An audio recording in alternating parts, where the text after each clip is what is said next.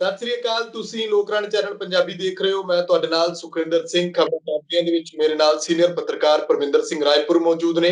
ਵੱਡੀ ਖਬਰ ਜਿਹੜੀ ਹੈ ਉਹ ਕਰੋਨਾ ਵਾਇਰਸ ਨੂੰ ਲੈ ਕੇ ਸਾਹਮਣੇ ਆ ਰਹੀ ਹੈ। ਦਿੱਲੀ ਦੇ ਵਿੱਚ ਲੋਕਡਾਊਨ ਲਗਾ ਦਿੱਤਾ ਗਿਆ। ਇੱਕ ਹਫ਼ਤੇ ਦਾ ਲੋਕਡਾਊਨ ਹੈ, ਪਰ ਇਸ ਸਭ ਦੇ ਵਿਚਾਲੇ ਤਿਆਰੀਆਂ ਕਿਸ ਤਰ੍ਹਾਂ ਦੀਆਂ ਨੇ? ਲੋਕਡਾਊਨ ਲਗਾਉਣ ਦੀ ਆਖਿਰਕਾਰ ਲੋੜ ਕਿਉਂ ਪਈ ਹੈ? ਅਰਵਿੰਦ ਕੇਜਰੀਵਾਲ ਪਿਛਲੇ ਕੁਝ ਦਿਨਾਂ ਤੋਂ ਉਹਨਾਂ ਦੇ ਟਵੀਟਸ ਜਿਹੜੇ ਨੇ ਉਹ ਲਗਾਤਾਰ ਚਰਚਾ ਵਿੱਚ ਸੀ। ਜਿਹੜੀ ਸਰਕਾਰ ਕਹਿੰਦੀ ਸੀ ਕਿ ਅਸੀਂ ਕਰੋਨਾ ਵਾਇਰਸ ਨੂੰ ਮਾਤ ਦੇਣ ਦੇ ਲਈ ਵੱਡੇ ਵੱਡੇ ਹਸਪਤਾਲ ਬੈੱਡਾਂ ਦਾ ਇੰਤਜ਼ਾਮ ਕੀਤਾ ਹੋਇਆ, ਉਹ ਆਕਸੀਜਨ ਨੂੰ ਲੈ ਕੇ ਟਵਿੱਟਰ ਦੇ ਉੱਤੇ ਲਗਾਤਾਰ ਮੰਗ ਕਰ ਰਹੀ ਸੀ। ਕੇਂਦਰ ਸਰਕਾਰ ਦੇ ਕੋਲੋਂ ਮਦਦ ਦੀ ਉਮੀਦ ਜਤਾਈ ਜਾ ਰਹੀ ਸੀ। ਹੁਣ ਕੇਜਰੀਵਾਲ ਸਾਹਿਬ ਕਹਿ ਰਹੇ ਨੇ ਕਿ ਕੇਂਦਰ ਸਰਕਾਰ ਮਦਦ ਕਰ ਰਹੀ ਹੈ। ਇਸ ਉੱਤੇ ਗੱਲਬਾਤ ਕਰਾਂਗੇ, ਕਿਉਂਕਿ ਪੰਜਾਬ ਦੇ ਹਾਲਾਤ ਵੀ ਜਿਹੜੇ ਉਹ ਲਗਾਤਾਰ ਕਰੋਨਾ ਵਾਇਰਸ ਦੇ ਕੇਸਾਂ ਦੇ ਕਾਰਨ ਵਿਗੜਦੇ ਜਾ ਰਹੇ ਨੇ। ਪੰਜਾਬ ਸਰਕਾਰ ਦੀ ਵੀ ਮੀਟਿੰਗ ਚੱਲ ਰਹੀ ਹੈ, ਉਹਦੇ ਵਿੱਚ ਕੀ ਫੈਸਲਾ ਆਉਂਦਾ ਜਾਂ ਪੰਜਾਬ ਦੇ ਵਿੱਚ ਤਿਆਰੀਆਂ ਕਿੱਦਾਂ ਦੀਆਂ ਨੇ? ਜਦੋਂ ਤੋਂ ਕਰੋਨਾ ਵਾਇਰਸ ਫੈਲਿਆ ਤੇ ਹੁਣ ਜਦੋਂ ਵਿਚਾਲੇ ਜੇ ਇਸ ਦੀ ਇੱਕ ਖੜੋਤ ਜੀ ਆ ਗਈ ਤੇ ਹੁਣ ਫੇਰ ਕੇਸਾਂ ਦੀ ਗਿਣਤੀ ਵੱਧਦੀ ਜਾ ਰਹੀ ਹੈ, ਤਾਂ ਸਰਕਾਰਾਂ ਤੇ ਸਵਾਲ ਉੱਠਣੇ ਲਾਜ਼ਮੀ ਨੇ ਕਿ ਸਿੱਖਿਆ ਤੋਂ ਇਲਾਵਾ ਲੋਕਾਂ ਨੂੰ ਕਿੰਨਾ ਕੁ ਜਾਗਰੂਕ ਕੀਤਾ ਗਿਆ ਇਸ ਦੇ ਬਾਰੇ, ਤੇ ਸਿਹਤ ਸਹੂਲਤਾਂ ਦਾ ਕਿੱਦਾਂ ਦਾ ਪ੍ਰਬੰਧ ਜਿਹੜਾ ਉਹ ਨਹੀਂ ਇੱਕ ਸਾਲ ਦੇ ਵਿੱਚ ਕਰ ਪਾਏ, ਉਹਦੇ ਲਈ ਜ਼ਿੰਮੇਵਾਰ ਕੌਣ ਹੈ? ਦੂਜੀ ਗੱਲ ਇਹ ਕਿ ਉਧਰ ਦੂਜੇ ਪਾਸੇ ਜਦੋਂ ਆਪਾਂ ਸਿਆਸੀ ਖਬਰਾਂ ਦੇ ਉੱਤੇ ਗੱਲ ਕਰਦੇ ਆ ਤਾਂ ਖੇਤੀ ਕਾਨੂੰਨਾਂ ਨੂੰ ਲੈ ਕੇ ਕਿਸਾਨਾਂ ਨੇ ਜਿਵੇਂ ਕੱਲ ਕਿਹਾ ਕਿ ਪਾਰਲੀਮੈਂਟ ਕੂਚ ਨਹੀਂ ਕਰਨਾ, ਤਾਂ ਇਸ ਸਭ ਦੇ ਵਿਚਾਲੇ ਕਿਸਾਨਾਂ ਦੇ ਅੰਦਰ ਵੀ ਬਹੁਤ ਸਾਰੀਆਂ ਅਜਿਹੀਆਂ ਗੱਲਾਂ ਨੇ ਕਿ ਸ਼ਾਇਦ ਕਿਸਾਨ ਜੇਲ੍ਹ ਭਰੋ ਅੰਦੋਲਨ ਦੀ ਸੋਚ ਰਹੇ ਨੇ। ਜੇ ਉਹ ਸੋਚ ਰਹੇ ਨੇ ਤਾਂ ਉਹਦੇ ਉੱਤੇ ਕਿੱਦਾਂ ਦਾ ਕਦਮ ਹੋਏਗਾ, ਇਸ ਦੇ ਬਾਰੇ ਵੀ ਅਸੀਂ ਗੱਲਬਾਤ ਕਰਾਂਗੇ ਕਿ ਸਰਕਾਰ ਹੁਣ ਲੋਕਡਾਊਨ ਦੇ ਦੌਰਾਨ, ਕਰੋਨਾ ਵਾਇਰਸ ਦੀ ਵਿਗੜ ਰਹੀ ਸਥਿਤੀ ਦੇ ਦੌਰਾਨ ਖੇਤੀ ਕਾਨੂੰਨਾਂ ਨੂੰ ਲੈ ਕੇ ਅੰਦੋਲਨ ਤੇ ਬੈਠੇ ਕਿਸਾਨਾਂ ਦੇ ਨਾਲ ਕਿਸ ਤਰ੍ਹਾਂ ਨਜਿੱਠਦੀ ਹੈ, ਇਸ ਉੱਤੇ ਗੱਲਬਾਤ ਕਰਾਂਗੇ। ਤੀਜਾ ਇਹ ਕਿ ਪੰਜਾਬ ਦੀ ਸਿਆਸਤ ਦੇ ਵਿੱਚ ਨਵਜੋਤ ਸਿੰਘ ਸਿੱਧੂ ਇੱਕ ਵਾਰ ਨੇ ਐਚਐਸ ਨੇ ਜਿਹੜੀ ਚਿੱਠੀ ਲਿਖੀ ਸੀ ਕੱਲ, ਫੂਲਕਾ ਸਾਹਿਬ ਨੇ ਕਿਹਾ ਕਿ ਸਿੱਧੂ ਸਾਹਿਬ ਗਰਜਨ ਦੀ ਨਹੀਂ ਬਰਸਨ ਦੀ ਲੋੜ ਹੈ। ਤਾਂ ਉਧਰ ਜਿਹੜੇ ਪੀੜਤ ਪਰਿਵਾਰ ਨੇ ਬੇਅਦਬੀ ਮਾਮਲਿਆਂ ਦੇ ਵਿੱਚ, ਉਹ ਪੰਜਾਬ ਹਰਿਆਣਾ ਹਾਈ ਕੋਰਟ ਦੇ ਬਾਹਰ ਧਰਨੇ ਤੇ ਬੈਠੇ ਨੇ। ਮੁੱਖ ਮੰਤਰੀ ਕੈਪਟਨ ਅਮਰਿੰਦਰ ਸਿੰਘ ਦੇ ਕੋਠੀ ਦੇ ਬਾਹਰ ਚੰਡੀਗੜ੍ਹ ਦੇ ਵਿੱਚ ਆਮ ਆਦਮੀ ਪਾਰਟੀ ਵੀ ਜਿਹੜੀ ਸਰਕਾਰ ਨੂੰ ਲਗਾਤਾਰ ਕੋਸ ਰਹੀ ਹੈ। ਕਈ ਤਰ੍ਹਾਂ ਦੀਆਂ ਖਬਰਾਂ, ਉਸ ਉੱਤੇ ਗੱਲਬਾਤ ਕਰਾਂਗੇ। ਪਰਮਿੰਦਰ ਸਿੰਘ ਜੀ, ਤੁਹਾਡਾ ਸਵਾਗਤ ਹੈ ਲੋਕਰਾਣੀ ਚੈਨਲ ਪੰਜਾਬੀ ਤੇ। ਸਤਿ ਸ੍ਰੀ ਅਕਾਲ ਜੀ ਸਾਰਿਆਂ ਨੂੰ। ਧੰਨਵਾਦ ਹੈ ਸੁਖਵਿੰਦਰ ਸਿੰਘ ਤੁਹਾਡਾ। ਪਰਮਿੰਦਰ ਜੀ, ਕਿੱਦਾਂ ਦੇਖਦੇ ਹੋ ਦਿੱਲੀ ਦੇ ਮੁੱਖ ਮੰਤਰੀ ਅਰਵਿੰਦ ਕੇਜਰੀਵਾਲ ਦੇ ਇਸ ਫੈਸਲੇ ਨੂੰ ਕਿ ਲੋਕਡਾਊਨ ਹੈ? ਤੇ ਦੂਜਾ ਇਹ ਦੱਸਿਓ ਕਿ ਲੋਕਡਾਊਨ ਦਾ ਜਿਹੜਾ ਉਹ ਕੀ ਐਲਾਨ, ਉਹਦੇ ਵਿੱਚ ਕੀ ਕੁਝ ਰੱਖਿਆ ਗਿਆ, ਕਦੋਂ ਤੋਂ ਕਦੋਂ ਤੱਕ ਹੋਏਗਾ, ਉਸ ਦੌਰਾਨ ਲੋਕ ਕੀ ਕੁਝ ਕਿੱਦਾਂ ਦੀਆਂ, ਜੇ ਕੋਈ ਛੂਟ ਦਿੱਤੀ ਹੈ ਜਾਂ ਪਾਬੰਦੀਆਂ ਕਿੱਦਾਂ ਦੀਆਂ ਰਹਿਣਗੀਆਂ?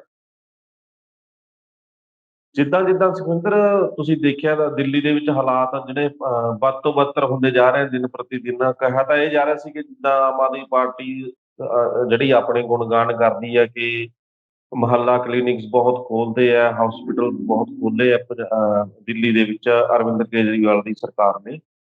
ਤੋ ਅਰਵਿੰਦ ਕੇਜਰੀਵਾਲ ਅੱਜ ਆਪ ਜਦੋਂ ਤੁਸੀਂ ਉਹਨਾਂ ਦੀ ਪ੍ਰੈਸ ਕਾਨਫਰੰਸ ਦੇਖੀ ਹੋਊਗੀ ਤਾਂ ਆਪ ਥੋੜਾ ਨਿਰਾਸ਼ ਨਜ਼ਰ ਆਏ ਆ ਆਪਣੀ ਕਾਰਗੁਜ਼ਾਰੀ ਪ੍ਰਤੀ ਵੀ, ਜਾਂ ਏਦਾਂ ਕਹਿ ਲਓ ਕਿ ਬੇਬਸ ਨਜ਼ਰ ਆਏ ਆ ਕਿ ਇੰਨੇ ਜ਼ਿਆਦਾ ਕੇਸ ਆਉਣੇ ਸ਼ੁਰੂ ਹੋ ਗਏ ਆ। ਕਹਿੰਦੇ ਕਿ ਕਿਸੇ ਲਈ ਵੀ ਮੈਨੇਜ ਕਰਨਾ ਬੜਾ ਔਖਾ ਹੁੰਦਾ ਹੈ।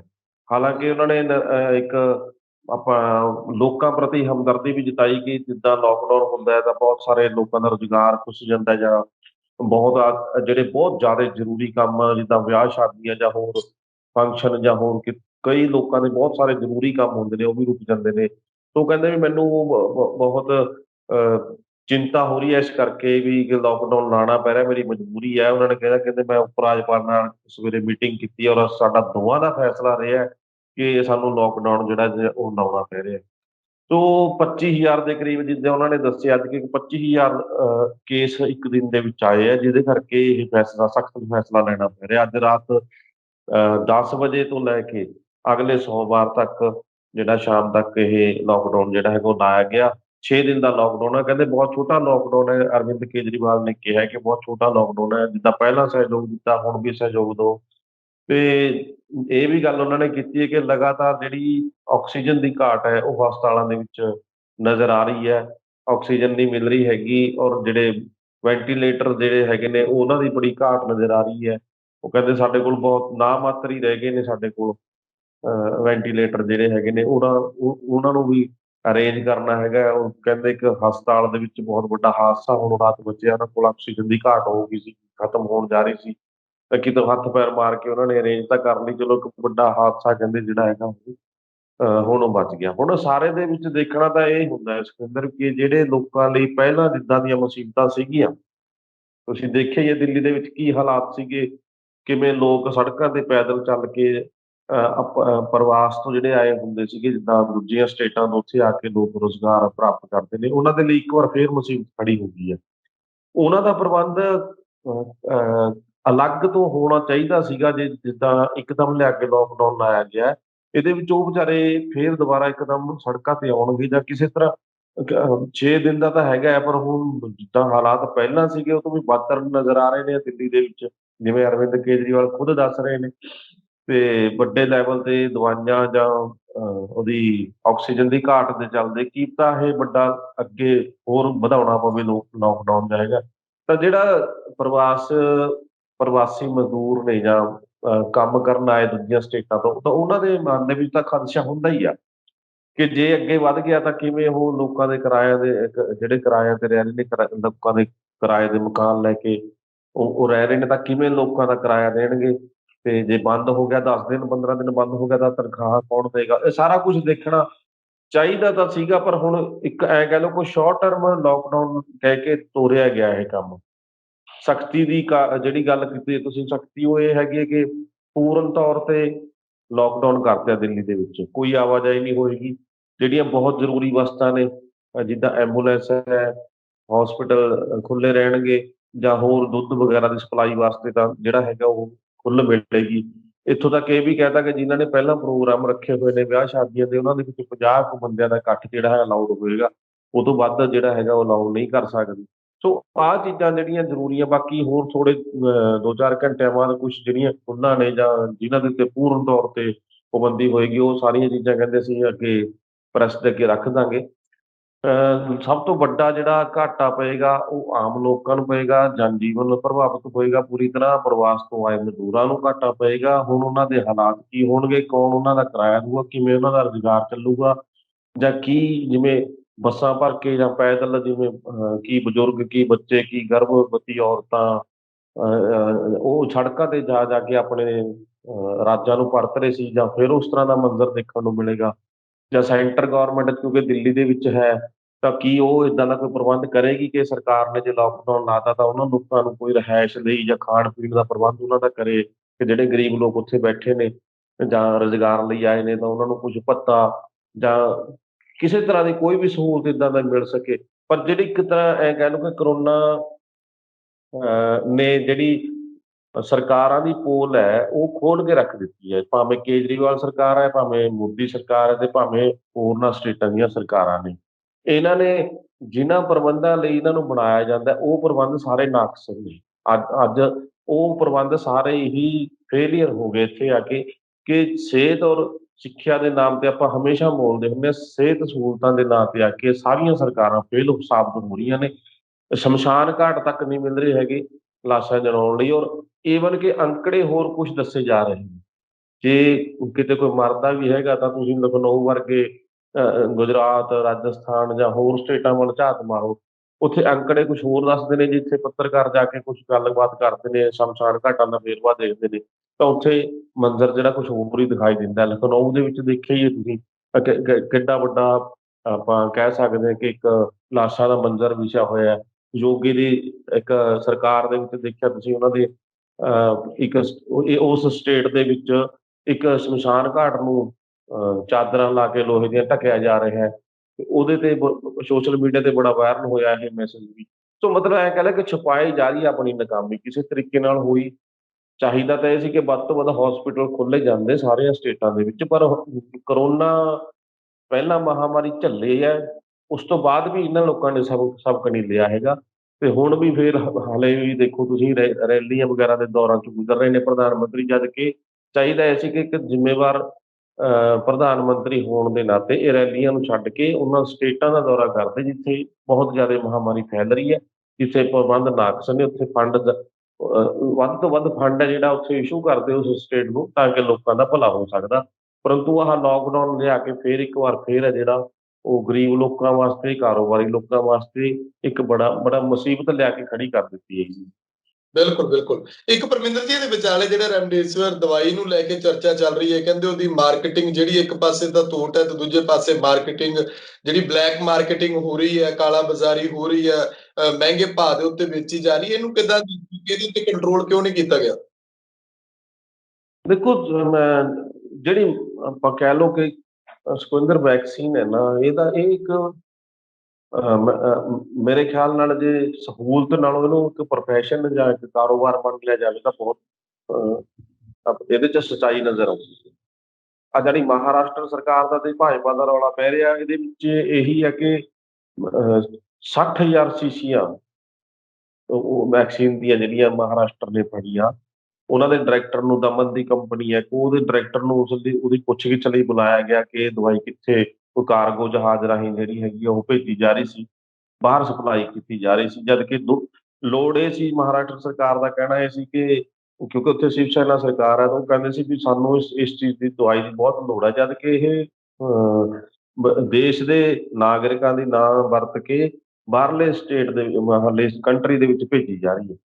ਤੇ ਜਦੋਂ ਉਹਨੂੰ ਡਾਇਰੈਕਟਰ ਨੂੰ ਦਮਨ ਦੀ ਕੰਪਨੀ ਹੈ ਜਿਹੜੀ ਫਰਮ ਹੈ, ਉਹਨੂੰ ਪੁੱਛਗਿੱਛ ਲਈ ਬੁਲਾਇਆ ਗਿਆ, ਤਾਂ ਨਾਲ ਦੀ ਨਾਲ ਜਿਹੜੇ ਸਾਬਕਾ ਸੀਐਮ ਨੇ ਫੜਨਵੀਸ ਜਾਂ ਹੋਰ ਭਾਜਪਾ ਦੇ ਆਗੂ ਨੇ, ਉਹ ਪੁਲਿਸ ਸਟੇਸ਼ਨ ਪਹੁੰਚ ਜਾਂਦੇ ਨੇ।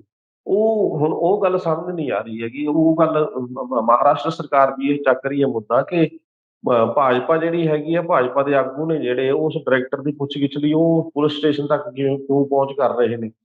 ਉਹਦੇ ਵਿੱਚ ਮਤਲਬ ਐ ਕਹਿ ਲਓ ਕਿ ਕਿਤੇ ਨਾ ਕਿਤੇ ਮਿਲੀ ਭੁਗਤ ਨਜ਼ਰ ਆ ਰਹੀ ਹੈ ਕਿ ਇਹ ਜਿਹੜੀ ਦਵਾਈ ਹੈ, ਵੈਕਸੀਨ ਹੈ ਜਿਹੜੀ, ਇਹ ਲੋੜ ਦੇਸ਼ ਦੀ ਲੋੜ ਵਾਸਤੇ ਸੀ ਜਾਂ ਇਹਦੇ ਤੇ ਕੋਈ ਬਿਜ਼ਨਸ ਕੀਤਾ ਜਾ ਰਿਹਾ ਹੈ, ਬਾਹਰਲੇ ਦੇਸ਼ਾਂ ਨੂੰ ਸਪਲਾਈ ਕਰਕੇ ਆਪਣੇ ਦੇਸ਼ ਦੇ ਲੋਕਾਂ ਨੂੰ ਵੈਕਸੀਨ ਨਾ ਮੁਹੱਈਆ ਕਰਾ ਕੇ ਐਡੀ ਵੱਡੀ ਮਾਤਰਾ ਦੇ ਵਿੱਚ। ਹਾਲਾਂਕਿ ਭਾਜਪਾ ਦਾ ਕਹਿਣਾ ਇਹੀ ਹੈ ਕਿ ਅਸੀਂ ਤਾਂ ਫਰਮ ਤੱਕ ਪਹੁੰਚ ਕੀਤੀ ਸੀ ਕਿ ਸਾਨੂੰ ਦਵਾਈ ਮੁਹੱਈਆ ਕਰਾਈ ਜਾਵੇ, ਪਰ ਉਹਨਾਂ ਨੇ ਨਾ ਕਰ, ਜੇ ਨਾ ਕਰਦੀ ਤਾਂ ਕੀ ਐਡੀ ਮਾਤਰਾ ਦੇ ਵਿੱਚ ਵੈਕਸੀਨ ਜਿਹੜੀ ਹੈਗੀ ਹੈ ਉਹ ਕਾਰਗੋ ਰਾਹੀਂ ਕਿਵੇਂ ਬਾਹਰਲੇ ਦੇਸ਼ 'ਚ ਜਾ ਰਹੀ ਸੀ? ਕੀ ਉਸ ਤੇ ਕੋਈ ਰੋਕਾਂ ਨਹੀਂ ਲੱਗ ਸਕਦੀਆਂ? ਸਰਕਾਰ ਕੀ ਨਹੀਂ ਕਰ ਸਕਦੀ? ਸੈਂਟਰ ਦੇ ਵਿੱਚ ਭਾਜਪਾ ਦੀ ਸਰਕਾਰ ਹੋਵੇ ਤੇ ਭਾਜਪਾ ਕੋਈ ਕਹਿਣਗੇ ਸਾਨੂੰ ਜਵਾਬ ਦੇ ਦਿੱਤਾ ਮੈਡੀਸਨ ਤੋਂ। ਤਾਂ ਉਹ ਚੀਜ਼ਾਂ ਬਹੁਤ ਸਾਰੇ ਸਵਾਲ ਖੜੇ ਕਰਦੀਆਂ ਨੇ। ਕਿਤੇ ਨਾ ਕਿਤੇ ਬਲੈਕਮੇਲਿੰਗ ਦਾ ਜਾਂ ਇਹ ਕਹਿ ਲਓ ਕਿ ਬਹੁਤ ਵੱਡਾ ਬਿਜ਼ਨਸ ਕਹਿ ਲਓ ਕਿ ਕੋਰੋਨਾ ਦੇ ਨਾਂ ਦੇ ਹੇਠ ਖੇਡਿਆ ਜਾ ਰਿਹਾ ਹੈ, ਵੈਕਸੀਨ ਦੇ ਨਾਂ ਦੇ ਹੇਠ ਕੀਤਾ ਜਾ ਰਿਹਾ, ਕਾਲਾ ਧੰਦਾ ਇਹ ਕੀਤਾ ਜਾ ਰਿਹਾ। ਤੇ ਔਰ ਇਹਦੇ ਵਿੱਚ ਇਹ ਕਹਿ ਸਕਦੇ ਕਿ ਕਿਉਂਕਿ ਮਹਾਮਾਰੀ ਹੈ, ਪੂਰੇ ਦੇਸ਼ ਦੇ ਵਿੱਚ ਵੈਕਸੀਨ ਦੀ ਲੋੜ ਹੈ ਕਿ ਜਿੱਥੇ ਇਹ ਨਹੀਂ ਹੋ ਸਕਦਾ ਕਿ ਜਿੱਥੇ ਭਾਜਪਾ ਦੀ ਸਰਕਾਰ ਹੈ ਉੱਥੇ ਹੀ ਗੱਲ ਹੋਵੇ। ਪੂਰੇ ਦੇਸ਼ ਦੇ ਵਿੱਚ ਫੈਲੀ ਜਾਊਗੀ, ਦਵਾਈ ਭੇਜੀ ਜਾਊਗੀ, ਮਹਾਮਾਰੀ ਫੈਲੀ ਤਾਂ ਭੇਜੀ ਵੀ ਜਾਊਗੀ, ਤਾਂ ਸੈਂਟਰ ਗੌਰਮੈਂਟ ਦਾ ਸਿੱਧਾ ਹੱਥ ਹੁੰਦਾ ਹੈ। ਤੇ ਜੇ ਏਦਾਂ ਦੇ ਕੋਈ ਘਪਲੇ ਜਾਂ ਏਦਾਂ ਦੀ ਬਲੈਕਮੇਲਿੰਗ ਜਾਂ ਏਦਾਂ ਦੀ ਦਵਾਈ ਦੀ ਸਪਲਾਈ ਨਜਾਇਜ਼ ਤੌਰ ਤੇ ਜਿਹੜੀ ਫੜੀ ਜਾਂਦੀ ਹੈ, ਤਾਂ ਆਪਾਂ ਕਹਿ ਸਕਦੇ ਹਾਂ ਕਿ ਵੱਡੇ ਜਿਹੜੇ ਲੀਡਰ ਨੇ, ਵੱਡੇ ਪੋਲੀਟੀਸ਼ੀਅਨ ਅਪਰੋਚ ਹੈ, ਜਿਹੜੀ ਪੋਲੀਟੀਸ਼ੀਅਨਾਂ ਦੀ ਅਪਰੋਚ ਹੈ, ਉਸ ਤੋਂ ਬਿਨਾਂ ਸ਼ਾਇਦ ਹੀ ਇਸ ਤਰ੍ਹਾਂ ਦਾ ਕੋਈ ਕੰਮ ਹੋ ਸਕਦਾ ਹੋਵੇ। ਸੋ ਭਾਜਪਾ ਤੋਂ ਲਗਾਤਾਰ ਜਵਾਬ ਮੰਗਿਆ ਜਾ ਰਿਹਾ, ਆਮ ਆਦਮੀ ਪਾਰਟੀ ਤੇ ਕਾਂਗਰਸ ਭਾਜਪਾ ਆਗੂਆਂ ਤੋਂ ਜਵਾਬ ਮੰਗ ਰਹੀ ਹੈ।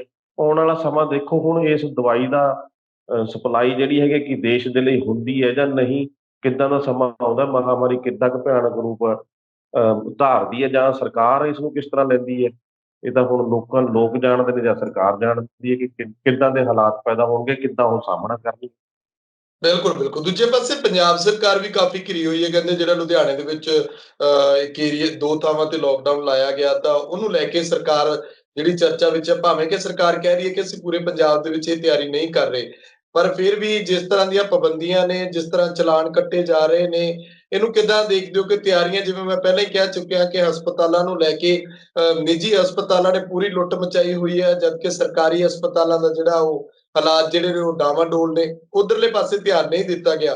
ਤੇ ਹੁਣ ਇੱਕ ਵਾਰ ਫਿਰ ਤੋਂ ਕੋਈ ਇਹੋ ਜਿਹੀ ਚਰਚਾ ਹੈ ਕਿ ਪੰਜਾਬ ਦੇ ਵਿੱਚ ਕੋਰੋਨਾ ਦੇ ਜਿਵੇਂ ਕੇਸ ਵੱਧਦੇ ਜਾ ਰਹੇ ਨੇ, ਤਾਂ ਸਰਕਾਰ ਸਖਤੀ ਕਰਨ ਦੇ ਮੂਡ ਵਿੱਚ ਹੈ। ਸਖਤੀ ਤਾਂ ਸੁਖਵਿੰਦਰ ਜੀ ਹੁਣ ਲੋਕਾਂ ਦੇ ਕਰਨੀ ਹੈਗੀ ਆ, ਆਪਦੀਆਂ ਨਾਕਾਮੀਆਂ ਲੁਕਾਉਣ ਵਾਸਤੇ ਕਰਨੀ ਪੈਣੀ ਹੈ ਇਹਨਾਂ ਨੂੰ। ਜੇ ਨਹੀਂ ਕਰਨਗੇ ਤਾਂ ਉਸਦਾ ਜਵਾਬ ਕਿਵੇਂ ਦਿਆ ਜਾਊਗਾ? ਜਿਹੜੇ ਹੁਣ ਲਾਸ਼ਾਂ ਸੜਕ ਤੇ ਮਿਲਣਗੀਆਂ ਜਾਂ ਜਿਹੜੇ ਸਰਕਾਰੀ ਹਸਪਤਾਲਾਂ ਦੇ ਵਿੱਚ ਮਰੀਜ਼ ਆਉਣਗੇ ਧੜਾ ਧੜ। ਹਾਲਾਂਕਿ ਇਹ ਦੱਸਦੀ ਹੈ ਕਿ ਜਿਹੜੀਆਂ ਖਬਰਾਂ ਨੇ ਉਹ ਇਹੀ ਨੇ ਕਿ ਮਹਾਮਾਰੀ ਵਾਂਗੂ ਫੈਲਾਓ ਬਹੁਤ ਜ਼ਿਆਦਾ ਹੈਗਾ, ਪਰ ਇਹਦਾ ਅਸਰ ਥੋੜਾ ਘੱਟ ਹੈਗਾ ਪਹਿਲੇ ਵੇਰੀਐਂਟ ਨਾਲੋਂ। ਥੋੜਾ ਇਹਦਾ ਜਿਹੜਾ ਦੂਜੀ ਲਹਿਰ ਹੈ ਇਹਦੇ ਵਿੱਚ ਕੋਰੋਨਾ ਦਾ ਕਹਿਰ ਜਿਹੜਾ ਹੈਗਾ ਉਹ ਥੋੜਾ ਘੱਟ ਹੈ, ਲੇਕਿਨ ਫੈਲਾਓ ਜ਼ਿਆਦਾ ਹੈ। ਉਹ ਮੌਸਮ ਦੇ ਲਿਹਾਜ਼ ਨਾਲ ਵੀ ਦੇਖਿਆ ਜਾ ਰਿਹਾ। ਰਹੀ ਗੱਲ ਪੰਜਾਬ ਸਰਕਾਰ ਦੀ, ਪੰਜਾਬ ਸਰਕਾਰ ਲੋਕਡਾਊਨ ਲਾ ਕੇ ਤਾਂ ਬਥੇਰਾ ਕੁਛ ਉਹਨਾਂ ਦੇ ਹੱਥ 'ਚ ਆ ਜਾਂਦਾ ਹੈ। ਤੇ ਜਿਵੇਂ ਜਿਵੇਂ ਨਾਕਾਮੀਆਂ ਦਾ ਦੌਰ ਚੱਲ ਰਿਹਾ ਜਾਂ ਮੁੱਦੇ ਉੱਠ ਰਹੇ ਨੇ, ਸਾਰੇ ਦਬ ਜਾਂਦੇ ਨੇ ਇੱਕਦਮ। ਉਹ ਸਖਤੀ ਦੇ ਰੌਂਜ ਤਾਂ ਆਏਗੀ ਆਏਗੀ, ਦੂਜਾ ਤੁਸੀਂ ਦੇਖੋ ਕਿ ਜਦੋਂ ਇਹਨਾਂ ਨੂੰ ਆਪਣੀ ਪੋਲੀਟੀਸ਼ੀਅਨ ਨੇ, ਜਿਹੜੇ ਵੱਡੇ ਪੋਲੀਟੀਸ਼ੀਅਨ ਨੇ ਨਾ, ਚਾਹੇ ਉਹ ਦੇਸ਼ ਦੇ ਵਿੱਚ ਕਿਸੇ ਵੀ ਸੂਬੇ ਦੇ ਵਿੱਚੋਂ ਨੇ, ਚਾਹੇ ਪੰਜਾਬ ਦੇ ਵਿੱਚੋਂ ਨੇ, ਚਾਹੇ ਕਿਸੇ ਪਾਰਟੀ ਨਾਲ ਸੰਬੰਧਿਤ ਨੇ, ਉਹਨਾਂ ਨੂੰ ਪੰਜਾਬ ਦੇ ਕੋਈ ਹਸਪਤਾਲ ਦਿਖਦਾ ਹੀ ਨਹੀਂ, ਨਜ਼ਰ ਹੀ ਨਹੀਂ ਆਉਂਦਾ। ਉਹ ਸਾਰੇ ਇਲਾਜ ਕਰਨ ਲਈ ਬਾਹਰਲੀਆਂ ਸਟੇਟਾਂ 'ਚ ਦੌੜਦੇ, ਬਾਹਰਲੇ ਦੇਸ਼ਾਂ 'ਚ ਦੌੜਦੇ ਨੇ, ਜਾਂ ਵੱਡੇ ਹਸਪਤਾਲਾਂ 'ਚ, ਪ੍ਰਾਈਵੇਟ ਹਸਪਤਾਲਾਂ ਨੂੰ ਦੌੜਦੇ ਨੇ। ਇਹਦਾ ਮਤਲਬ ਤਾਂ ਉਹਨਾਂ ਨੂੰ ਸਾਫ਼ ਪਤਾ ਹੈ ਨਾ ਕਿ ਸਾਡੇ ਸਰਕਾਰੀ ਹਸਪਤਾਲਾਂ ਦਾ ਬੁਰਾ ਹਾਲ ਹੈ। ਉਹ ਸਿਰਫ ਲੋਕਾਂ ਲਈ ਰੱਖਦੇ, ਉੱਥੇ ਦੇ ਨਾ ਕੋਈ ਸਹੂਲਤ ਹੈ, ਨਾ ਉੱਥੇ ਆਕਸੀਜਨ ਹੈ, ਨਾ ਉੱਥੇ ਟੈਸਟਿੰਗ ਹੈ ਪ੍ਰੋਪਰ। ਤੁਸੀਂ ਦੇਖ ਹੀ ਰਹੇ ਹੋ ਕਿ ਕਿੱਡਾ ਵੱਡਾ ਘਪਲਾ ਨਜ਼ਰ ਆਉਂਦਾ ਹੈ। ਟੈਸਟ ਦੀ ਰਿਪੋਰਟਾਂ ਤੱਕ ਸੋਸ਼ਲ ਮੀਡੀਆ ਦੇ ਉੱਤੇ ਵਾਇਰਲ ਹੋਈਆਂ ਨੇ ਚੀਜ਼ਾਂ ਕਿ ਤੁਸੀਂ ਸੈਂਪਲ ਵੀ ਨਾ ਦਿਓ, ਨੈਗੇਟਿਵ ਲੈ ਲਓ ਪੈਸੇ ਦੇ ਕੇ। ਤੇ ਤੁਸੀਂ ਜੇ ਕਿਤੇ ਜਾਣਾ ਆਣਾ ਬਾਹਰ, ਰਿਪੋਰਟ ਹੀ ਚਾਹੀਦੀ ਹੈ ਤੁਹਾਨੂੰ, ਤੁਹਾਡੇ ਘਰੇ ਪਹੁੰਚ ਜਾਣੀ ਹੈ। ਈਵਨ ਕਿ ਫੋਨ ਤੇ ਵੀ ਮੈਸੇਜ ਆ ਜਾਂਦਾ, ਕਹਿੰਦੇ ਕਿ ਤੁਹਾਡਾ ਸੈਂਪਲ ਲੈ ਲਿਆ, ਸੈਂਪਲ ਦਿਓ ਹੀ ਨਾ। ਤੇ ਦੂਜੀ ਗੱਲ ਜਿਹੜੀ ਹੈਗੀ ਹੈ ਕਿ ਟੈਸਟ ਔਰ ਵੈਕਸੀਨ, ਟੈਸਟਾਂ ਦੀ ਗਿਣਤੀ ਕਿੱਥੇ ਤੱਕ ਪਹੁੰਚੀ ਹੈ ਕੁਛ ਨਹੀਂ ਪਤਾ। ਵੈਕਸੀਨ ਨਾਂ ਦੀ ਵੈਕਸੀਨ ਕਹੀ ਜਾ ਰਹੀ ਕਿ ਹਾਂਜੀ ਅਸੀਂ ਲਾ ਰਹੇ ਹਾਂ, ਸਾਨੂੰ ਟੈਸਟਾਂ ਦੀ ਬਹੁਤ ਜ਼ਿਆਦਾ ਗਿਣਤੀ ਵਧਾਤੀ। ਦਿਖ ਕਿਤੇ ਨਹੀਂ ਰਿਹਾ ਕੋਈ।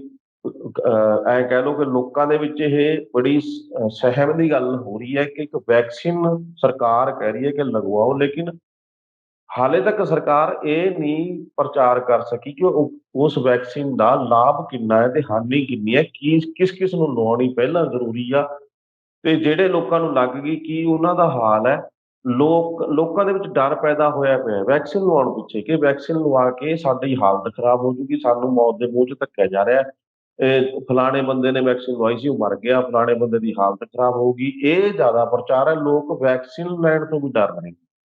ਇਹ ਹਾਲਾਤ ਨੇ ਸਰਕਾਰ ਦੇ, ਤੇ ਸਰਕਾਰ ਤਾਂ ਲਾਏਗੀ ਲੋਕਡਾਊਨ। ਉਹਨਾਂ ਦੇ ਇਸ ਜਿਹੜੀ ਏਦਾਂ ਦੀਆਂ ਨਾਕਾਮੀਆਂ ਨੇ ਜਾਂ ਏਦਾਂ ਦੀਆਂ ਜਿਹੜੀਆਂ ਗੱਲਾਂ ਨੇ, ਏਦਾਂ ਦੀ ਬਦਨਾਮੀ ਹੋ ਰਹੀ ਹੈ, ਉਹ ਤੋਂ ਡਰ ਦੇ ਕਾਰਨ ਸਰਕਾਰ ਸਖਤੀ ਕਰਨ ਦੇ ਰੌਹ 'ਚ ਹੈਗੀ ਹੈ। ਹੁਣ ਪਹਿਲਾਂ 9 ਤੋਂ ਲੈ ਕੇ ਸਵੇਰੇ 5 ਵਜੇ ਤੱਕ ਦਾ, ਰਾਤ ਦੇ 9 ਤੋਂ ਲੈ ਕੇ ਲਾਕਡਾਊਨ, ਸੌਰੀ ਕਰਫਿਊ ਸੀਗਾ, ਤੇ ਫਿਰ ਵੀ ਲੋਕ ਆਵਾਜਾਈ ਦਾ ਸਾਧਨਾਂ ਦੀ ਵਰਤੋਂ ਕਰੀ ਜਾਂਦੇ ਸੀ। ਪਰ ਹੁਣ ਲੱਗਦਾ ਕਿ ਹੁਣ ਅੱਜ ਜਾਂ ਕੱਲ੍ਹ ਦੇ ਵਿੱਚ ਜੋ ਵੀ ਫੈਸਲਾ ਆਏਗਾ ਉਹਦੇ 'ਚ ਸਖਤੀ ਦਿਖਾਏਗੀ ਸਰਕਾਰ, ਤਾਂ ਕਿ ਪੰਜਾਬ ਦੇ ਲੋਕਾਂ ਨੂੰ ਜਿਹੜਾ ਸਖਤੀ ਵਰਤ ਕੇ ਹੀ ਰੋਕਿਆ ਜਾ ਸਕਦਾ। ਫਿਲਹਾਲ ਐਂ ਕਹਿ ਦਓ ਕਿ ਹੁਣ ਉਹਨਾਂ ਕੋਲ ਤਾਂ ਆਪਣਾ ਸਹੂਲਤ ਦੇਣ ਦਾ ਤਾਂ ਨਾ ਟਾਈਮ ਹੈ ਤੇ ਨਾ ਹੀ ਪੈਸਾ ਉਹਨਾਂ ਕੋਲ ਲੋਕਾਂ ਲਈ, ਤੇ ਸਖਤੀ ਵਰਤਣ ਵਾਸਤੇ ਸਭ ਤਿਆਰ ਨੇ।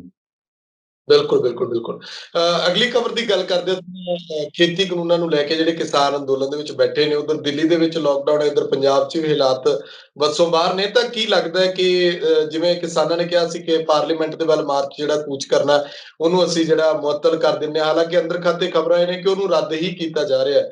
ਦੂਜੇ ਪਾਸੇ ਕਹਿੰਦੇ ਜੇਲ੍ਹਾਂ ਦੇ ਵਿੱਚ ਜਿਹੜਾ ਜੇਲ੍ਹਾਂ ਭਰਨ ਦਾ ਅੰਦੋਲਨ ਕਹਿੰਦੇ ਸ਼ੁਰੂ ਕਰ ਦਿੰਦੇ ਆ, ਉਹਦੇ ਬਾਰੇ ਹਾਲੇ ਵਿਚਾਰ ਚਰਚਾਵਾਂ ਸ਼ਾਇਦ ਅੰਦਰ ਖਾਤੇ ਚੱਲ ਰਹੀਆਂ ਨੇ। ਸੂਤਰਾਂ ਦੇ ਮੁਤਾਬਕ ਖਬਰਾਂ ਬਾਹਰ ਆਉਂਦੀਆਂ ਨੇ ਜੋ ਕੁਝ ਹੁੰਦਾ ਅੰਦਰ। ਪਰ ਕੀ ਲੱਗਦਾ ਹੈ ਕਿ ਅੰਦੋਲਨ ਦੇ ਉੱਤੇ ਇਹਦਾ ਕੋਈ ਅਸਰ ਪਾਉਣਗੇ? ਇਹਨੂੰ ਲੈ ਕੇ ਅੰਦੋਲਨ ਨੂੰ ਥੋੜਾ ਬਹੁਤਾ ਕੋਈ ਸੇਕ ਲੱਗੇਗਾ ਕਿ ਉੱਥੋਂ ਕਿਸਾਨਾਂ ਦੀ ਘਰ ਵਾਪਸੀ ਜਾਂ ਉਹਨਾਂ ਨੂੰ ਕਿਸ ਤਰ੍ਹਾਂ ਹਟਾਇਆ ਜਾਂਦਾ? ਸੁਖਵਿੰਦਰ, ਉਹ ਤਾਂ ਚਾਰਾਜੋਈ ਤਾਂ ਸਰਕਾਰ ਹਰ ਇੱਕ ਤਰ੍ਹਾਂ ਦੀ ਕਰ ਰਹੀ ਹੈ ਜੀ, ਕਿਸੇ ਤਰੀਕੇ ਨਾਲ ਕੋਈ ਵੀ ਤਰੀਕਾ ਹੈ, ਕੋਈ ਵੀ ਹੱਥਕੰਡਾ ਆ ਅਪਣਾ ਕੇ, ਚਾਹੇ ਕਰੋਨਾ ਦਾ ਹੈ, ਚਾਹੇ ਕੋਈ ਹੋਰ ਹੈ, ਚਾਹੇ ਸੁਰੱਖਿਆ ਦਾ ਹੈ, ਚਾਹੇ ਉਹ ਡਰਾਵਾ ਜਿਹੜਾ ਪਿੱਛੇ ਜੇ ਇੱਕ ਖਬਰ ਦੇ ਜ਼ਰੀਏ ਦਿੱਤਾ ਗਿਆ ਸੀ ਕਿ ਕੋਈ ਵੱਡੀ ਕਾਰਵਾਈ ਜਿਹੜਾ ਕਲੀਨ ਮਿਸ਼ਨ ਦੇ ਨਾਂ ਦੇ ਤਹਿਤ ਕੀਤੀ ਜਾਊਗੀ। ਇਹ ਸਾਰਾ ਕੁਛ ਇੱਕ ਇੱਕ ਹਰ ਇੱਕ ਤਰ੍ਹਾਂ ਦਾ ਹੱਥਕੰਡਾ ਜਿਹੜਾ ਹੈਗਾ ਸਰਕਾਰ ਅਪਣਾ ਸਕਦੀ ਆ। ਆਪਾਂ ਇਹ ਨਹੀਂ ਗੱਲ ਕਰਦੇ ਕਿ ਸਰਕਾਰ ਓਵੈਸਲੀ ਹੋਈ ਬੈਠੀ ਆ। ਉਹਨੂੰ ਲੋਕਡਾਊਨ ਦੇ ਵਿੱਚ ਵੀ ਜਿਹੜਾ ਕਿਸਾਨੀ ਅੰਦੋਲਨ ਜਿਹੜਾ ਹੈ ਉਹ ਬਹੁਤ ਬੁਰੀ ਤਰ੍ਹਾਂ ਰੜਕੇਗਾ ਹੱਥ 'ਚ, ਤੇ ਉਹ ਚੀਜ਼ ਤਾਂ ਕਿਸੇ ਵੀ ਹਾਲਤ ਦੇ ਵਿੱਚ ਆਪਾਂ ਕਹਿ ਸਕਦੇ ਹਾਂ ਕਿ ਸਰਕਾਰ ਨੂੰ ਹਟਾਉਣ ਦੇ ਵਿੱਚ, ਢਾਹ ਲਾਉਣ ਦੇ ਵਿੱਚ, ਉੱਥੋਂ ਉਠਾਉਣ ਦੇ ਵਿੱਚ, ਜਾਂ ਉਹਨੂੰ ਆਪਾਂ ਉਹਦੀ ਭੀੜ ਘਟਾਉਣ ਦੇ ਵਿੱਚ ਕੁਛ ਵੀ ਹਰਬਾ ਜਿਹੜਾ ਹੈ ਉਹ ਵਰਤੇਗੀ। ਤੇ ਬਾਕੀ ਜਿਹੜੀ ਪਾਰਲੀਮੈਂਟ ਦਾ ਵੱਲ ਜਾਣ ਦੀ ਗੱਲ ਕੀਤੀ ਹੈ ਤੁਸੀਂ, ਵੀ ਫਿਲਹਾਲ ਟਾਲ ਦਿੱਤਾ ਗਿਆ। ਉਹਦੇ ਕਈ ਤਰ੍ਹਾਂ ਦੇ ਕਾਰਨ ਜਿਹੜੇ ਹੋ ਸਕਦੇ ਆ। ਇੱਕ ਤਾਂ ਜਿਵੇਂ ਹੁਣ ਲੋਕਡਾਊਨ ਹੀ ਲੱਗ ਗਿਆ, ਸਪੋਜ਼ ਕਰੋ ਇਹ ਅੱਗੇ ਵਧਾ ਦਿਆ ਜਾਂਦਾ ਹੈ ਸਰਕਾਰ ਵੱਲੋਂ। ਅੱਜ ਲੋਕਡਾਊਨ ਦਾ ਅਨਾਉਂਸਮੈਂਟ ਹੋਈ ਹੈ ਤਾਂ ਮਈ ਦੇ ਵਿੱਚ ਲੈ ਕੇ ਚਲੇ ਜਾਣ ਇਹਨੂੰ, ਤੇ ਉਹਦੇ ਨਾਲ ਜੇ ਫੈਸਲਾ ਲੈ ਲੈਣ ਇਹ ਜਲਦਬਾਜ਼ੀ ਦੇ ਵਿੱਚ ਤੇ ਦਿਨ ਤੈਅ ਹੋ ਜਾਵੇ, ਤੇ ਕਾਫੀ ਮੁਸੀਬਤ ਵੀ ਖੜੀ ਹੋ ਸਕਦੀ ਹੈ ਲੋਕਾਂ ਵਾਸਤੇ, ਆਮ ਲੋਕਾਂ ਵਾਸਤੇ ਵੀ ਲੋਕਡਾਊਨ ਦੇ ਵਿੱਚ ਜਾਣਾ ਏਦਾਂ। ਤੇ ਦੂਜੀ ਗੱਲ ਹੈ ਜਿਹੜੀ ਹੈਗੀ ਹੈ ਕਿ ਵਾਢੀਆਂ ਦਾ ਸੀਜ਼ਨ ਵੀ ਚੱਲ ਰਿਹਾ ਹੈ, ਤੇ ਤੀਜਾ ਨਵੀਂ ਫਸਲ ਦੀ ਬਿਜਾਈ ਵੀ ਹੋਣੀ ਹੈ। ਹਾਲਾਂਕਿ ਤੈਅ ਤਾਂ ਪਹਿਲਾਂ ਇਹਨਾਂ ਚੀਜ਼ਾਂ ਨੂੰ ਮੁੱਖ ਰੱਖ ਕੇ ਹੋਇਆ ਸੀ, ਪਰ ਕਿਉਂਕਿ ਵਾਢੀ ਲੇਟ ਹੋਈ ਹੈ, ਕਣਕ ਦੀ ਸਾਂਭ ਸੰਭਾਲ ਕੁਛ ਮੌਸਮ ਕਰਕੇ ਲੇਟ ਹੋ ਗਿਆ, ਸਾਂਭ ਸੰਭਾਲ ਨਹੀਂ ਹੋ ਪਾਈ। ਕੁਛ ਬਾਰਦਾਨੇ ਦੀ ਕਮੀ ਆ ਰਹੀ ਹੈ, ਪ੍ਰਬੰਧ ਨਾਕਸ ਨੇ, ਕੁਝ ਡਾਇਰੈਕਟਰ ਜਿਹੜੀ ਅਦਾਇਗੀ ਦਾ ਵਿੱਚ ਮਸਲਾ ਉਲਝਿਆ ਸੀਗਾ। ਸੋ ਉਸ ਕਰਕੇ ਕਿਤੇ ਨਾ ਕਿਤੇ ਕਿਸਾਨ ਵੀ ਜਿਹੜੇ ਹਾਲੇ ਫਿਲਹਾਲ ਉਹ ਰੁੱਝੇ ਹੋਏ ਨੇ ਫਸਲਾਂ ਦੀ ਸਾਂਭ ਸੰਭਾਲ ਦੇ ਵਿੱਚ ਵੀ, ਤੇ ਉਹਦੇ ਕਰਕੇ ਵੀ ਫੈਸਲਾ ਲਿਆ ਗਿਆ ਜਾ ਸਕਦਾ ਕਿ ਇਹਨੂੰ ਥੋੜਾ ਪੋਸਟਪੋਨ ਕਰ ਲਿਆ ਜਾਵੇ। ਤੀਜਾ, ਅੱਜ ਵਿੱਚ ਨਾਲ ਬੇਅਦਬੀਆਂ ਦਾ ਰੌਲਾ ਵੀ ਆਇਆ ਤੇ ਨਾਲ ਹੀ ਦੀਪ ਸਿੱਧੂ ਵਾਲੇ ਜ਼ਮਾਨਤ ਵਾਲਾ ਵੀ ਰੌਲਾ ਚੱਲ ਰਿਹਾ ਸਾਰਾ ਕੁਛ। ਇਹ ਮਤਲਬ ਕਹਿਣ ਦਾ ਭਾਵ ਇਹ ਹੈ ਕਿ ਸਾਰੀਆਂ ਪ੍ਰਸਥਿਤੀਆਂ ਨੂੰ ਸਾਹਮਣੇ ਰੱਖ ਕੇ ਜਿਹੜੀ ਕਿਸਾਨ ਆਗੂ ਨੇ ਉਹਨਾਂ ਨੇ ਫੈਸਲਾ ਲਿਆ ਹੋਊਗਾ। ਹਾਲੇ ਫਿਲਹਾਲ ਆਪਾਂ ਇਹ ਮੰਨ ਸਕਦੇ ਕਿ ਪੋਸਟਪੋਨ ਕੀਤਾ, ਕਿ ਇਹਨੂੰ ਖਤਮ ਤਾਂ ਨਹੀਂ ਕੀਤਾ, ਇਸ ਫੈਸਲੇ ਨੂੰ ਅੱਗੇ ਲੈ ਕੇ ਗਏ ਨੇ ਕਿ ਅੱਗੇ ਜਾ ਕੇ ਕੀਤਾ ਜਾਊਗਾ। ਜਿਹੜਾ ਜੇਲ੍ਹ ਭਰੋ ਅੰਦੋਲਨ ਦੀਆਂ ਗੱਲਾਂ ਆ ਰਹੀਆਂ ਨੇ, ਉਹਦੇ ਵਿੱਚ ਸਰਕਾਰ ਦੇ ਉੱਤੇ ਦਬਾਅ ਪਾਉਣ ਦੇ ਲਈ ਕੁਛ ਨਾ ਕੁਛ ਤਾਂ ਚਾਰਾਜੋਈ ਕਿਸਾਨਾਂ ਨੂੰ ਵੀ ਕਰਨੀ ਪੈਣੀ ਹੈ। ਤੇ ਇੱਕਦਮ ਖੜੋਤ ਆਈ ਪਈ ਹੈ ਜਿਹੜੀ, ਉਹਨੂੰ ਤੋੜਨ ਦੇ ਲਈ ਕੋਈ ਕੋਈ ਨਵਾਂ ਕਦਮ ਜਿਹੜਾ ਹੈਗਾ, ਸਾਰਥਕ ਕਦਮ ਜਿਹੜਾ ਕਿਸਾਨ ਅੰਦੋਲਨ ਲਈ ਚੱਕਣਾ ਪੈਣਾ ਕਿਸਾਨ ਆਗੂਆਂ ਨੂੰ ਵੀ। ਜੋ ਜੇ ਗੱਲਾਂ ਇਹ ਬਾਹਰ ਆ ਰਹੀਆਂ ਨੇ ਕਿ ਸ਼ਾਇਦ ਕਿਸਾਨ ਏਦਾਂ ਦਾ ਫੈਸਲਾ ਲੈ ਸਕਦੇ ਨੇ ਜੇਲ੍ਹ ਭਰੋ ਅੰਦੋਲਨ ਤੇ ਵੱਧ ਤੋਂ ਵੱਧ ਇਕੱਠ ਕਰਨ ਦੀ ਵੀ ਗੱਲ ਕੀਤੀ ਜਾ ਰਹੀ ਹੈ। ਉਹਨਾਂ ਦਾ ਮਤਲਬ ਤਾਂ ਇਹੀ ਹੈ ਕਿ ਕੁਛ ਬੰਦੇ ਇਕੱਠ ਨੂੰ ਸਾਂਭਣਗੇ ਤੇ ਕੁਛ ਨਾਲ ਜੇਲ੍ਹ ਭਰੋ ਅੰਦੋਲਨ ਵਾਲੀ ਵਰਗੀ ਮੁਹਿੰਮ ਤੋੜ ਕੇ ਉੱਧਰ ਨੂੰ ਵੀ ਜਾ ਸਕਦੇ ਨੇ। ਔਰ ਜਿੱਦਾਂ ਦਾ ਵੀ ਫੈਸਲਾ ਹੋਏਗਾ, ਸੁਖਵਿੰਦਰ, ਲੋਕਾਂ ਨੂੰ ਚਾਹੀਦਾ ਕਿ ਉਹਨਾਂ ਦਾ ਸਾਥ ਦੇਣ। ਫਿਲਹਾਲ ਉਹਨਾਂ ਦੀ ਵੇਟ ਕੀਤੀ ਜਾਣੀ ਜ਼ਰੂਰੀ ਹੈਗੀ ਹੈ ਕਿ ਕਿਸਾਨ ਆਗੂ ਜਿਹੜਾ ਹੈਗਾ ਉਹਨਾਂ ਦਾ ਨਵਾਂ ਫੈਸਲਾ ਕੀ ਕਹਿੰਦਾ, ਕੀ ਰਣਨੀਤੀ ਲੈ ਕੇ ਆਉਂਦੀ ਹੈਗੀ। ਦੂਜੇ ਪਾਸੇ ਜਿਹੜਾ ਹੁਣ ਆਪਾਂ ਪੰਜਾਬ ਦੀ ਸਿਆਸਤ ਦੇ ਵਿੱਚ ਬੇਅਦਬੀ ਵਾਲੇ ਮਸਲੇ ਨੂੰ ਲੈ ਕੇ ਹਾਈ ਕੋਰਟ ਦੇ ਬਾਹਰ ਅੱਜ ਪ੍ਰਦਰਸ਼ਨ ਕੀਤਾ ਜਾ ਰਿਹਾ, ਇਹਨੂੰ ਕਿੱਦਾਂ ਦੇਖਦੇ ਹੋ ਕਿ ਨਵਜੋਤ ਸਿੰਘ ਸਿੱਧੂ ਨੂੰ ਚਿੱਠੀ ਲਿਖ ਕੇ HS ਫੂਲਕਾ ਹੋਣੀ ਸੀਨੀਅਰ ਵਕੀਲ ਜਿਹੜੇ ਪੰਜਾਬ ਤੇ ਐਮਐਲਏ ਵੀ ਰਹਿ ਚੁੱਕੇ ਨੇ, ਉਹ ਵੀ ਕਹਿ ਚੁੱਕੇ ਨੇ ਕਿ ਦੇਖੋ ਹੁਣ ਤਾਂ ਗਰਜਨ ਦਾ ਵੇਲਾ ਨਹੀਂ ਹੈਗਾ, ਹੁਣ ਵਰਸਣ ਦਾ ਵੇਲਾ ਆ। ਤੇ ਇਹਨੂੰ ਸਾਰੇ ਨੂੰ ਕਿੱਦਾਂ ਦੇਖਦੇ ਹੋ ਕਿ ਸਿਆਸਤ ਜਿਹੜੀ ਹੈ, ਇੱਕ ਪਾਸੇ ਕਰੋਨਾ, ਇੱਕ ਪਾਸੇ ਖੇਤੀ ਕਾਨੂੰਨ, ਕਿਸਾਨ, ਦੂਜੇ ਪਾਸੇ ਬੇਅਦਬੀਆਂ ਵਾਲਾ ਮਸਲਾ। ਦੇਖੋ, ਗਰਜਣ ਲੱਗੇ ਹੀ, ਸਾਰੇ ਹੀ ਗਰਜਣੇ ਲੱਗੇ ਹੋਏ ਨੇ ਹੁਣ ਤਾਂ। ਵਰਸਣ ਦਾ ਮੌਕਾ ਤਾਂ ਚੱਲ ਗਿਆ। ਹੁਣ ਤਾਂ ਚੋਣਾਂ ਦਾ 4 ਦਿਨ ਦਾ 4 ਮਹੀਨਿਆਂ ਬਾਅਦ ਤੁਸੀਂ ਦੇਖੋ ਕੋਡ ਆਫ ਕੰਡਕਟ ਲੱਗ ਜਾਣਾ, ਲਵਾ ਹੀ ਦੇਣਾ ਸਰਕਾਰਾਂ ਨੇ ਮਿਲ ਜੁਲ ਕਰਕੇ ਕਿਸੇ ਨਾਲ।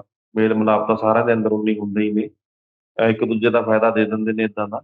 ਤੇ ਉਹ ਚੀਜ਼ਾਂ ਹੁਣ ਸਿਰਫ ਗਰਜ ਹੀ ਸਕਦੇ ਨੇ, ਇਹ ਵਰਸ ਤਾਂ ਨਹੀਂ ਸਕਦੇ। ਵਰਸਣ ਦਾ ਵੇਲਾ ਨਿਕਲ ਗਿਆ ਹੁਣ ਹੱਥੋਂ। ਹੁਣ ਤਾਂ ਸਾਰੀਆਂ ਪਾਰਟੀਆਂ ਨੂੰ ਇੱਕ ਮੁੱਦਾ ਮਿਲਣਾ ਸੀ, ਮਿਲ ਗਿਆ। ਪਹਿਲਾਂ ਅਕਾਲੀਆਂ ਦਾ ਵਿਰੋਧ ਹੋਇਆ, ਹੁਣ ਕਾਂਗਰਸੀਆਂ ਦਾ ਹੋ ਜਾਣਾ। ਕਾਂਗਰਸੀ ਹੁਣ ਇਹਦੇ ਚੋਂ ਕਿਵੇਂ ਨਿਕਲਦੇ ਨੇ, ਉਹਨਾਂ ਦੀ ਆਪਣੀ ਇੱਕ ਕਹਿ ਲਓ ਨੀਤੀ ਹੋਏਗੀ। ਫੂਲਕਾ ਸਾਹਿਬ ਨੇ ਜਿਹੜਾ ਚਿੱਠੀ ਪਹਿਲਾਂ ਕੇਂਦਰ ਦੇ ਇਹਦੇ ਕਾਂਗਰਸ ਦੇ ਦਬਾਅ ਵਾਸਤੇ ਲਿਖੀ MLAs ਨੂੰ, ਹੁਣ ਨਵਜੋਤ ਸਿੰਘ ਸਿੱਧੂ ਨੂੰ ਲਿਖੀ ਹੈ। ਉਹਨਾਂ ਨੇ ਤਾਂ ਜਵਾਬ ਮੰਗਿਆ ਵੀ ਮੈਂ 2018 ਦੇ ਵਿੱਚ ਬੋਲਦਾ ਸੀਗਾ ਔਰ ਮੈਂ ਇਹ ਵੀ ਕਿਹਾ ਸੀ ਕਿ ਮਤੇ ਅਧੂਰੇ ਨੇ। ਸਾਰੀਆਂ ਗੱਲਾਂ ਜਿਹੜੀਆਂ ਉਸ ਟਾਈਮ ਨਵਜੋਤ ਸਿੰਘ ਸਿੱਧੂ ਦੇ ਨਾਲ ਹੋਈਆਂ ਜਾਂ ਸਾਹਮਣੇ ਹੋਈਆਂ, ਕੁਛ ਗੱਲਾਂ ਉਹਨਾਂ ਦੇ ਨਾਲ ਵੀ ਹੋਈਆਂ ਹੋਣਗੀਆਂ, ਵੀ ਉਹ ਸਾਰੀਆਂ ਗੱਲਾਂ ਕੀ ਕਰਕੇ ਸਾਹਮਣੇ ਆ ਰਹੀਆਂ ਨੇ। ਤਾਂ ਫੂਲਕਾ ਸਾਹਿਬ ਉਹ ਗੱਲਾਂ ਅਸਤੀਫਾ ਦੇ ਕੇ ਜੇ ਆਪਾਂ ਕਹਿ ਦਈਏ ਕਿ ਹੱਲ ਹੋ ਗਿਆ ਸੀ ਮਸਲਾ, ਤਾਂ ਉਹ ਵੀ ਗੱਲ ਗਲਤ ਹੈ ਨਾ। ਆਪ ਵੀ ਵਰਤਣਾ ਚਾਹੀਦਾ ਸੀਗਾ, ਆਪ ਉਹਨਾਂ ਨੇ ਕੀ ਕਾਰਵਾਈ ਕੀਤੀ ਆ ਉਹ ਵੀ ਦੱਸਣ। ਇੱਥੇ ਤਾਂ ਸਾਰੇ ਬੋਲਣ ਵਾਲੇ ਨੇ, ਪੰਜਾਬ ਦੇ ਵਿੱਚ ਬੈਠੇ ਨੇ। ਤੁਸੀਂ ਲੀਗਲੀ ਤੌਰ ਤੇ ਸਾਰਾ ਕੁਛ ਜਾਣਦੇ ਹੋ, ਲੀਗਲੀ ਤੌਰ ਤੇ ਕਿਵੇਂ ਵਿਚਰਨਾ ਚਾਹੀਦਾ ਹੈ। ਹਾਲਾਂਕਿ ਮੰਗ ਵਾਰ-ਵਾਰ ਕੀਤੀ ਜਾ ਰਹੀ ਹੈ ਕਿ ਮਹਿਤਾਬ ਸਿੰਘ ਗਿੱਲ ਜਿਹੜੇ ਜਸਟਿਸ ਨੇ, ਉਹਨਾਂ ਤੋਂ ਮੈਂਬਰਾਂ ਦੀ ਜਾਂਚ ਕਰਵਾਈ ਜਾਵੇ। ਜਸਟਿਸ ਰਣਜੀਤ ਸਿੰਘ ਦਾ ਵੀ ਨਾਮ ਉਹਨਾਂ ਨੇ ਲਿਆ ਕੱਲ੍ਹ ਚਿੱਠੀ ਦੇ ਵਿੱਚ। ਤੇ ਲੇਕਿਨ ਜਿਹੜੀ ਗੱਲ ਆਪਾਂ ਵਰਸਣ ਦੀ ਕਰਦੇ ਆ ਕਿ ਵਰਸਣਾ ਤਾਂ ਸਾਰਿਆਂ ਨੂੰ ਚਾਹੀਦਾ ਸੀ, ਕੇਵਲ ਤੇ ਕੇਵਲ ਕਿਸੇ ਇੱਕ ਦੇ ਗੁਰੂ ਥੋੜ੍ਹੀ ਨੇ ਗੁਰੂ ਗ੍ਰੰਥ ਸਾਹਿਬ। ਤੇ ਬੇਅਦਬੀਆਂ ਦਾ ਰੌਲਾ ਪਿਆ ਸੀ ਤਾਂ ਸਾਰੇ ਸਿੱਖਾਂ ਦੇ ਲਈ ਸੀਗਾ, ਸਾਰੀ ਮਨੁੱਖਤਾ ਦੇ ਲਈ ਸੀਗਾ। ਉਹ ਤਾਂ ਬਿਲਕੁਲ। ਕਿਸੇ ਸਿੱਖ ਇਕੱਲੇ ਇੱਕ ਸਿੱਖ ਧਰਮ ਨੂੰ ਥੋੜ੍ਹੀ ਉਪਦੇਸ਼ ਦਿੰਦੇ ਨੇ। ਉਪਦੇਸ਼ 'ਚ ਉਹ ਵਰਨਾ ਕੋ ਸਾਂਝਾ ਤਾਂ ਚਾਰੇ ਵਰਨ ਆਉਂਦੇ ਨੇ, ਤੇ ਜੇ ਉਹਦੇ ਵਿੱਚ ਕੋਈ ਵੀ ਆ ਸਕਦਾ ਜਿਹੜਾ ਹਮਦਰਦੀ ਰੱਖਦਾ ਹੈ, ਪਿਆਰ ਰੱਖਦਾ ਆਪਣਾ ਗੁਰੂ ਗ੍ਰੰਥ ਸਾਹਿਬ ਨਾਲ, ਉਹਨੂੰ ਚਾਹੀਦਾ ਸੀਗਾ ਵਰਤਣਾ। ਤੇ ਇਹ ਤਾਂ ਹੁਣ ਸਾਰੇ ਪੰਜਾਬ ਦੇ ਵਿੱਚ ਤਾਂ ਇੱਕ ਮੁੱਦਾ ਹੈ ਜੀ। ਫੂਲਕਾ ਸਾਹਿਬ, ਸਾਰੇ ਹੀ ਤੁਸੀਂ ਵੀ ਹੁਣ ਮੁੱਦੇ ਦਾ ਉਹ ਲੈ ਕੇ ਉਠਾ ਰਹੇ ਹੋ, ਆਪਾਂ ਕਹਿ ਸਕਦੇ ਹਾਂ ਕਿ ਮੌਕੇ ਦਾ ਲਾਭ ਉਠਾ ਰਹੇ ਹੋ। ਪਹਿਲਾਂ ਜਦੋਂ ਬੋਲਣਾ ਚਾਹੀਦਾ ਸੀ, ਕਾਨੂੰਨੀ ਦਾਅਪੇਚ ਖੇਡਣੇ ਚਾਹੀਦੇ ਸੀਗੇ, ਤੁਸੀਂ ਕਾਨੂੰਨੀ ਦਾਅਪੇਚ ਜਾਣਦੇ ਹੋ। ਤੁਹਾਨੂੰ ਆਪਣੇ ਇਹ ਤਾਂ ਨਹੀਂ ਸੀ ਕਿ ਕਾਂਗਰਸ ਸਰਕਾਰ ਹੈ ਜੀ ਸਿੱਟ ਬਣਾਤੀ ਤਾਂ ਫੂਲਕਾ ਸਾਹਿਬ ਬੋਲਣਗੇ ਨਹੀਂ, ਜਾਂ ਕੋਈ ਹੋਰ ਨਹੀਂ ਬੋਲੂਗਾ, ਜਾਂ ਕੋਈ ਪੈਰਵਾਈ ਨਹੀਂ ਕਰੂਗਾ। ਪੈਰਵਾਈ ਤਾਂ ਕੋਈ ਵੀ ਕਰ ਸਕਦਾ, ਗੱਲ ਕਿਸੇ ਪਾਰਟੀ ਜਾਂ ਕਿਸੇ ਵਿਅਕਤੀ ਦੀ ਤਾਂ ਹੈ ਨਹੀਂ ਸੀਗੀ। ਅੱਜ ਨਵਜੋਤ ਸਿੰਘ ਸਿੱਧੂ ਬੋਲ ਰਿਹਾ ਤਾਂ ਉਹ ਵੀ ਕੁਰਸੀ ਦੇ ਲਈ ਬੋਲ ਰਿਹਾ। ਉਹਨੂੰ ਪਤਾ ਵੀ ਹੁਣ ਮੁੱਦਾ ਆ ਗਿਆ, ਇਹਦੇ ਤੇ ਬੋਲਿਆ ਜਾਵੇ। ਕਿਸਾਨੀ ਅੰਦੋਲਨ ਦੇ ਬਾਰੇ ਉਹ ਵੀ ਚੁੱਪੀ ਧਾਰੀ ਬੈਠੇ ਸੀਗੇ, ਅੰਦਰ ਬੜੇ ਬੈਠੇ ਸੀਗੇ, ਸਾਰੇ ਅੰਦਰ ਬੜੇ ਹੋਏ ਸੀਗੇ। ਹੁਣ ਚੋਣਾਂ ਆ ਰਹੀਆਂ, ਸਭ ਬਾਹਰ ਆਉਣਗੇ। ਹੁਣ ਕੱਲਾ ਕੱਲਾ ਮੁੱਦਾ ਲੈ ਕੇ ਆਊਗਾ ਕੋਈ ਬੰਦਾ, ਤੇ ਇਹਦੇ ਤੇ ਵੀ ਹੁਣ ਗੱਲ ਸਿਰਫ ਰਾਜਨੀਤੀ ਦੀ ਹੈ। ਸੋ ਹੋਣੀ ਚਾਹੀਦੀ ਸੀ ਤੇ ਹੋ ਵੀ ਰਹੀ ਹੈ। ਵੋਟਾਂ ਦਾ ਸਿਲਸਿਲਾ ਸ਼ੁਰੂ ਹੋ ਗਿਆ, ਵੋਟਿੰਗ ਲੈਣੀ ਹੈ, ਸੱਤਾ ਚ ਆਉਣਾ ਹੈ, ਬਾਕੀ ਸਾਰੇ ਠੰਡੇ ਬਸਤੇ ਚ। ਬਿਲਕੁਲ, ਬਿਲਕੁਲ, ਬਿਲकुल। ਆਖਰੀ ਖਬਰ ਜਿਹੜੀ ਹੈ ਉਹ ਚਰਨਜੀਤ ਸਿੰਘ ਚੱਢਾ ਦੇ ਨਾਲ ਜੁੜੀ ਹੈ ਤੇ ਦੂਜੀ ਸੁੱਚਾ ਸਿੰਘ ਲੰਗਾਹ। ਦੋਵਾਂ ਨੂੰ ਜਿਹੜਾ ਸ੍ਰੀ ਅਕਾਲ ਤਖ਼ਤ ਸਾਹਿਬ ਤੋਂ ਜਿਵੇਂ ਜਿਸ ਤਰੀਕੇ ਦੇ ਨਾਲ ਉਹਨਾਂ ਨੂੰ ਬਾਹਰ ਕੀਤਾ ਗਿਆ, ਬਾਅਦ ਵਿੱਚ ਚੱਢਾ ਸਾਹਿਬ ਦੀ ਤਾਂ ਵਾਪਸੀ ਕਹਿੰਦੇ ਹੋ ਗਈ ਤੇ ਲੰਗਾਹ ਸਾਹਿਬ ਅੱਜ ਵੀ ਕਹਿੰਦੇ ਸੇਵਾ ਕਰ ਰਹੇ ਨੇ ਦਰਬਾਰ ਸਾਹਿਬ ਜਾ ਕੇ ਲਗਾਤਾਰ ਵਾਪਸੀ ਦੇ ਲਈ, ਕਿਉਂਕਿ ਅੱਗੇ ਚੋਣਾਂ ਦਾ ਮਾਹੌਲ ਜਿਹੜਾ ਉਹ ਪੰਜਾਬ 'ਚ ਹੋਰ ਵੀ ਜਿਹੜਾ ਭਖਣ ਵਾਲਾ। ਤੇ ਚੱਢਾ ਸਾਹਿਬ ਨੂੰ ਤਾਂ ਕਹਿੰਦੇ ਚੀਫ ਖਾਲਸਾ ਦੀਵਾਨ ਵਾਲਿਆਂ ਨੇ ਕਹਿ ਤਾ ਕਿ ਤੁਸੀਂ ਇੱਥੇ ਆਉਣ ਦੀ ਜ਼ਰੂਰਤ ਨਹੀਂ, ਇਸ ਸੰਸਥਾ ਦੇ ਅੰਦਰ ਤੁਸੀਂ ਬਿਲਕੁਲ ਵੀ ਜਿਹੜੀ ਉਹ ਹਾਜ਼ਰੀ ਨਹੀਂ ਲਗਵਾਉਣੀ। ਤਾਂ ਦੂਜੇ ਪਾਸੇ ਸੁੱਚਾ ਸਿੰਘ ਲੰਗਾਹ ਦੇ ਮਸਲੇ ਨੂੰ ਕਿੱਦਾਂ ਦੇਖਦੇ ਹੋ? ਸ੍ਰੀ ਅਕਾਲ ਤਖ਼ਤ ਸਾਹਿਬ ਜਾਂ ਜਥੇਦਾਰਾਂ ਦੇ ਲਈ ਇੱਕ ਨਵੀਆਂ ਚੁਣੌਤੀਆਂ ਨੇ।